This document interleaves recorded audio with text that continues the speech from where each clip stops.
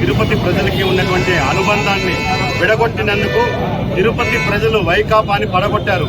మేము ఆ రోజు ఎన్డీఏ ఎన్నికల సందర్భంగా మా అభ్యర్థి ఆర్ని శ్రీనివాసులు గారిని అఖండ మెజార్టీతో గెలిపించండి, తిరుపతి ప్రజలకు తిరుమల శ్రీవారి దర్శనాన్ని గతంలో ఏ విధంగా అయితే వైఎస్ఆర్ కాంగ్రెస్ ప్రభుత్వం రద్దు చేసిందో దాన్ని పునఃప్రారంభిస్తామని చెప్పి ఇచ్చిన హామీని ఈ రోజు టీటీడీ చైర్మన్ గా బిఆర్ నాయుడు గారు బాధ్యతలు స్వీకరించిన మొట్టమొదటి సమావేశంలోనే తిరుపతి ప్రజలకు శుభవార్త తెలియజేస్తూ తిరుమల శ్రీవారి దర్శనాన్ని కల్పించారు.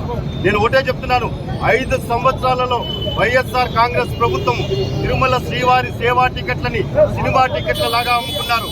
ఈ రోజు విజిలెన్స్ ఎంక్వైరీ జరుగుతోంది, వాస్తవాలన్నీ వెలుగులోకి వస్తాయి.